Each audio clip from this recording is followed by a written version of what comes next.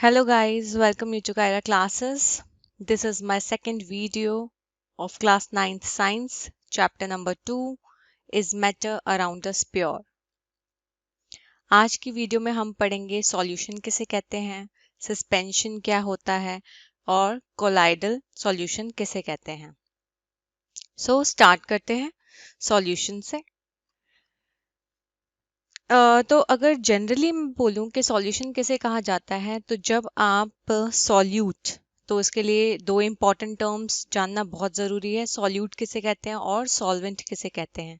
तो सॉल्यूट क्या होता है? The substance which is dissolve to make solution known as solute, like salt, sugar etcetera. तो solute क्या होता है? सॉल्यूट वो सब्सटेंस होता है जिसे डिजॉल्व किया जाता है जिससे सॉल्यूशन बने। अब इसके एग्जाम्पल्स हो सकते हैं सॉल्यूट के, सॉल्ट, शुगर, ये सब। जबकि सॉल्वेंट क्या होता है? सॉल्वेंट वो कह सकती हूँ मैं, वो लिक्विड है जिसमें सॉल्यूट को डिसॉल्व किया जाता है। तो सॉल्यूट क्या है? सॉल्यूट वो सब्सटेंस है जिसे सॉल्वेंट में मैं डिसॉल्व कर रही हूँ जिससे सॉल्यूशन बने। और सॉल्वेंट क्या है? सॉल्वेंट वो लिक्विड है जिसमें सॉल्यूट को मैं डिसॉल्व कर रही हूँ। तो सॉल्वेंट क्या है? बेसिकली वो लिक्विड है जिसमें सॉल्यूट को मैं डिसॉल्व कर रही हूँ। और सॉल्यूट क्या है? वो सब्सटेंस जो कि सॉल्वेंट में डिसॉल्व होकर सॉल्यूशन बना रहा है। तो जब सॉल्यूट और सॉल्वेंट आपस में कांटेक्ट में आते हैं, या फिर मैं कह सकती हूँ जब सॉल्यूट डिसॉल्व होता है सॉल्वेंट में, तो क्या बनता है? सॉल्यूशन। इसी को कहते हैं solution. Solubility of a solute. The solubility of a solute का क्या मतलब होता है? The maximum amount of solute which can be dissolved in 100 gram of the solvent to form a saturated solution at a given temperature is known as a solubility of a solute. तो solubility का मतलब क्या होता है? मतलब maximum amount of solute, कितना ज़्यादा आप सॉल्यूट का अमाउंट ले सकते हो जो कि 100 ग्राम जो सॉल्वेंट है उसमें डिसॉल्व हो जाए। तो ये से कह सकते हैं। तो सॉल्युबिलिटी ऑफ अ सॉल्यूट क्या होता है? ज़्यादा से ज़्यादा अमाउंट सॉल्यूट का, मैक्सिमम अमाउंट जो कि 100 ग्राम जो सॉल्वेंट है उसमें डिसॉल्व हो जाए और क्या बनाए? Saturated solution.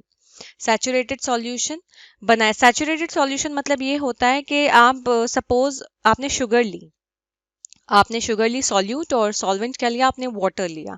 ठीक है, जब शुगर उसमें वाटर में डिसॉल्व होगा तो क्या बनाएगा? सॉल्यूशन बनाएगा।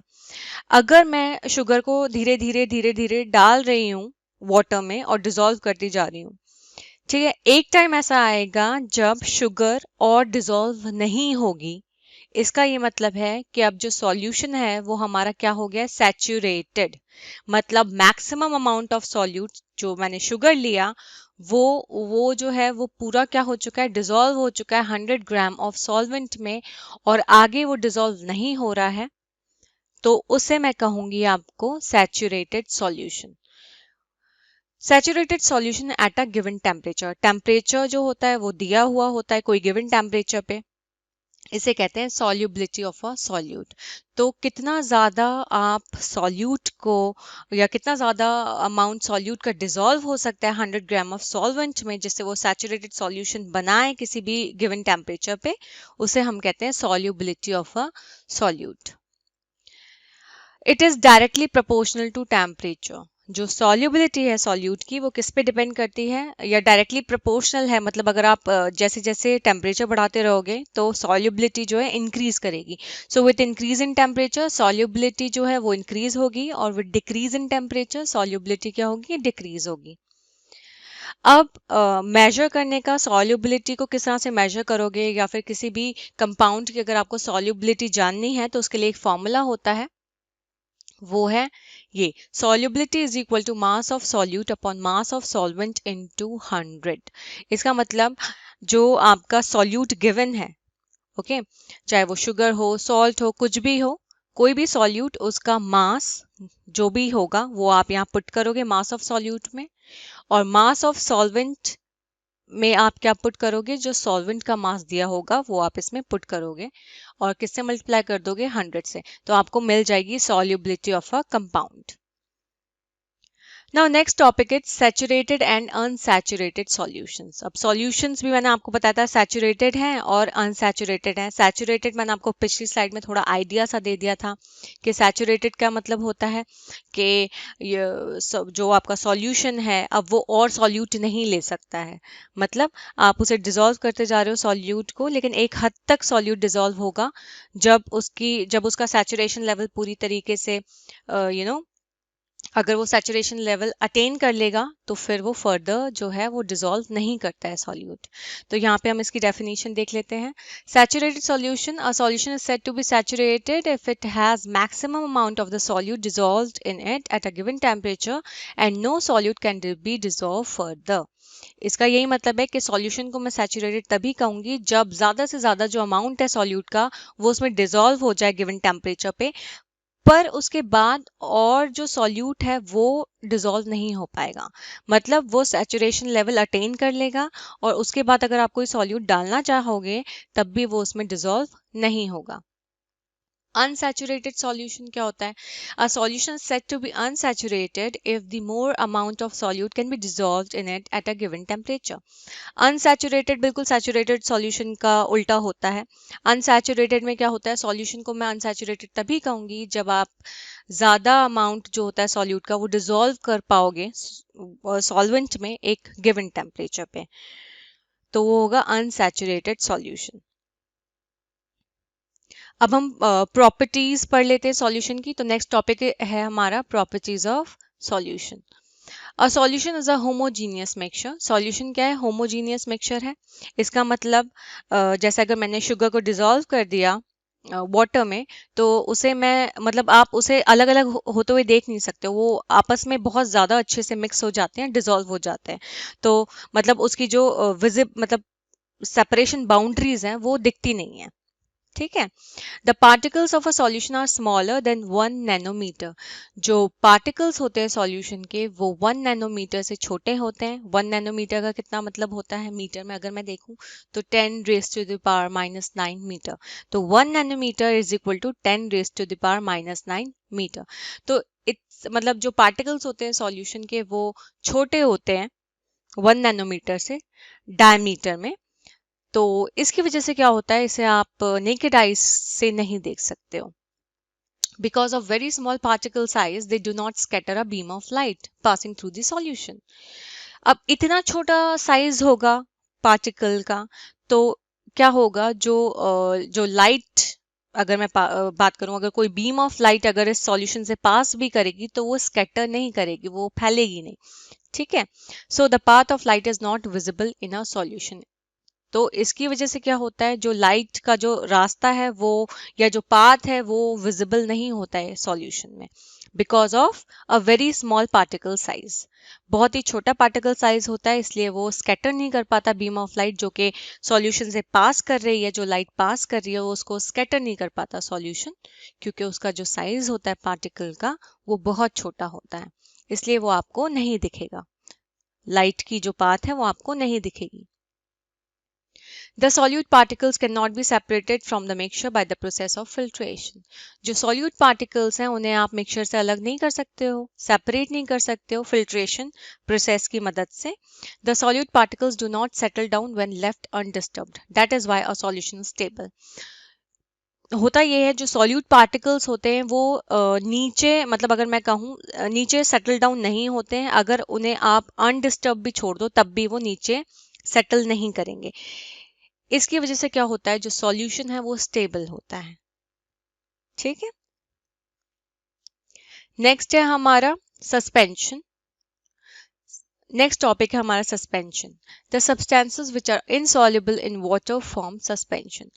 वो सब्सटेंसेस जो कि पानी में इनसॉल्युबल होते हैं, ठीक है, वो बनाते हैं suspension. It is a heterogeneous mixture in which the small particles of a solid are spread throughout a liquid without dissolving in it.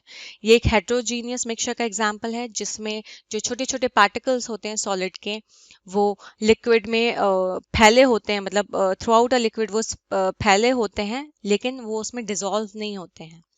Example chalk water mixture. अगर आप चॉक को पानी में मतलब अगर आप चॉक के छोटे छोटे पीसेस करके अगर वाटर में भी डालोगे तो वो डिजोल्व, मतलब अगर मैं कहूँ तो वो सिंपल वो वाटर के थ्रू आउट जो है ना स्प्रेड हो जाएंगे, डिजोल्व नहीं होंगे। मडी वाटर, अगर आप मिट्टी लो और मिट्टी में मिट्टी को पानी में डालो तो भी आपको सॉइल के पार्टिकल्स देखने को मिल जाएंगे, है ना। तो वो डिजोल्व नहीं करते हैं, वो पूरे लिक्विड में ऐसे रहेगा कि वो पूरे लिक्विड को उन्होंने घेर लिया है।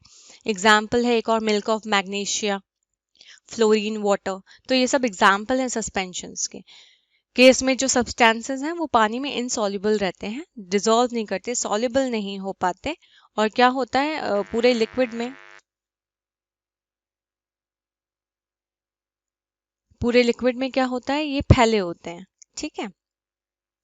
The particle size in a suspension is more than 100 nanometre. जो पार्टिकल साइज होता है सस्पेंशन में वो 100 नैनोमीटर से ज्यादा होता है, और 10⁻⁻7 मीटर। नैनोमीटर को अगर मैं मीटर में बोलूं तो 10⁻⁻7 मीटर से क्या होता है, ज्यादा होता है पार्टिकल साइज सस्पेंशन का। नेक्स्ट टॉपिक में देखते हैं प्रॉपर्टीज ऑफ सस्पेंशंस क्या होती हैं। So properties of a suspension. Suspension is a heterogeneous mixture. जैसे मैंने आपको पहले भी बता दिया था, suspension क्या है, heterogeneous mixture है। The particles of a suspension can be seen by the naked eye. जो suspension के particles होते हैं उन्हें आप naked eye से देख सकते हो। The particles of a suspension scatter a beam of light passing through it and make its path visible. अब particles जो होते हैं suspension के, वो उनसे जो बीम ऑफ लाइट है वो स्कैटर कर जाती है। अगर मैं बीम ऑफ लाइट को पास कर रहा हूँ उन पार्टिकल्स ऑफ सस्पेंशन से, तो वो क्या होते हैं, वो स्कैटर कर जाएगी बीम ऑफ लाइट, ठीक है, और आपको इसकी पाथ, जो लाइट की पाथ है, वो आराम से दिख जाएगी। The solute particles settle down when a suspension is left undisturbed. जो solute particles होते हैं वो क्या होते हैं, वो नीचे बैठ जाते हैं, ठीक है। अगर आप सस्पेंशन को अनडिस्टर्ब भी छोड़ दोगे तब भी क्या होते हैं, उसके पार्टिकल्स नीचे बैठ जाते हैं। इसलिए जो सस्पेंशन है वो अनस्टेबल है। They can be separated from the mixture by the process of filtration. Unstable होने की वजह से क्या होता है, इन्हें आप मिक्सचर से अलग कर सकते हो, किस प्रोसेस से, फिल्ट्रेशन की मदद से। नेक्स्ट टॉपिक है हमारा colloids. Colloids. Colloid is a kind of solution in which the size of solute particles is intermediate between those the true solutions and those are in suspension. तो colloid एक तरह का solution है जिसमें जो size जो है solute particles का वो true solutions और suspensions के बीच का, अगर मैं size लूँ ना particles का, तो वो colloidal solution बनाता है। तो बेसिकली colloidal solution एक इस टाइप का सॉल्यूशन है जिसमें जो साइज है सॉल्यूट पार्टिकल्स के वो इंटरमीडिएट है, ठीक है, जिनमें थोड़ा सा आपको ट्रू सॉल्यूशंस के भी मिल रहे हैं और सस्पेंशन के पार्टिकल्स भी मिल रहे हैं। Colloidal solutions are also heterogeneous in nature.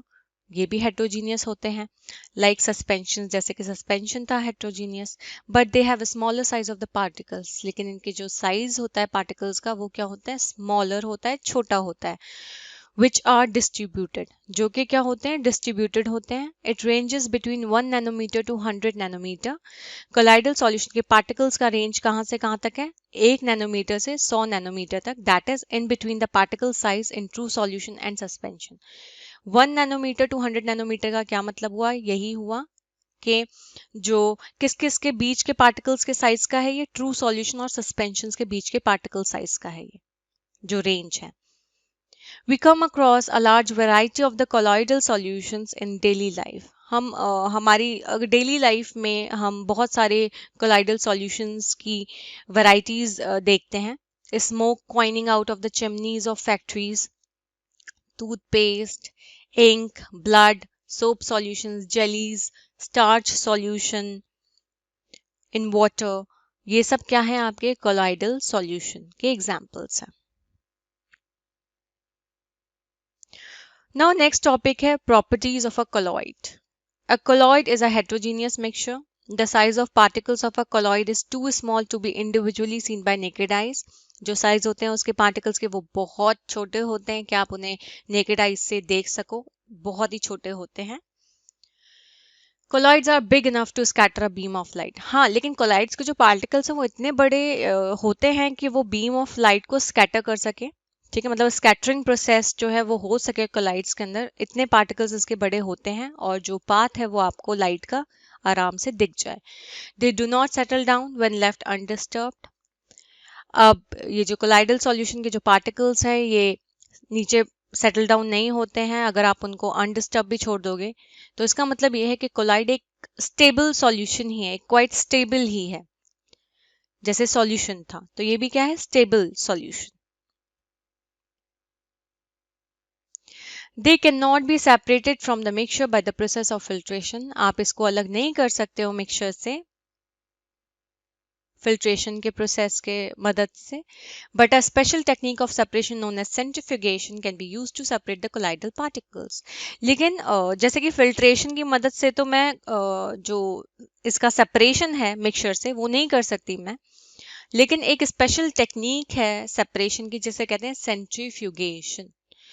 वो सेंट्रीफ्यूगेशन यूज करके या उसकी मदद से उस प्रोसेस को फॉलो करके हम कोलाइडल पार्टिकल्स को क्या कर सकते हैं, सेपरेट कर सकते हैं।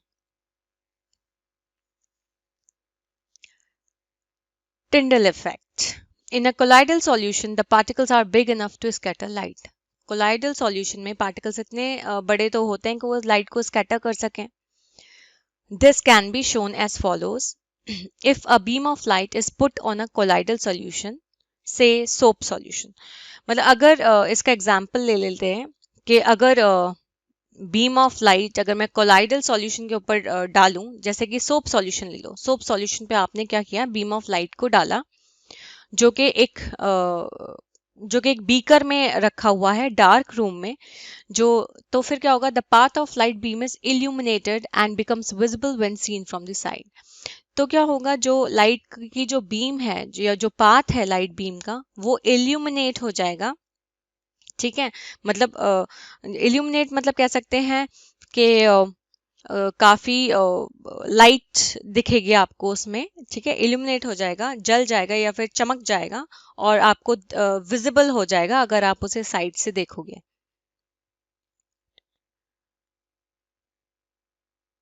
The path of light beam becomes visible because the colloidal particles are big enough to scatter light falling on them in all the direction. जो पाथ है लाइट का, लाइट बीम का जो पाथ है वो विजिबल जो हो जाता है। क्यों हो जाता है, वो इसलिए हो जाता है क्योंकि कोलाइडल पार्टिकल्स इतने बड़े होते हैं जो कि लाइट को स्कैटर कर सके जो उन पे पड़ रही है हर डायरेक्शन में। This scattered light enters our eyes, और ये जो स्कैटर्ड लाइट है ये हमारी आंखों में एंटर करती है और जिसकी वजह से हम क्या कर सकते हैं, हम पाथ ऑफ लाइट बीम को आसानी से देख सकते हैं। The particles in a colloidal solution scatter light. अब जो पार्टिकल्स है कोलाइडल सॉल्यूशन में वो लाइट को स्कैटर कर रहे हैं। The scattering of light by colloidal particles is known as Tyndall effect. तो इसी प्रोसेस को या इसी फिनोमेना को कहते हैं टिंडल इफेक्ट, कि जब the scattering of light by colloidal particles, अगर लाइट स्कैटर कर रही है कोलाइडल पार्टिकल्स की थ्रू तो उसे क्या कहेंगे हम, टिंडल इफेक्ट। तो it is the process, it is the phenomena in which scattering of light is done by the colloidal particles.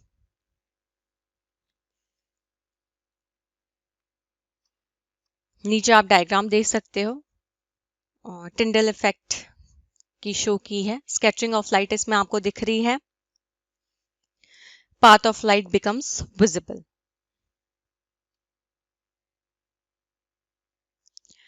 Now next है हमारा difference between suspension, colloidal and true solution.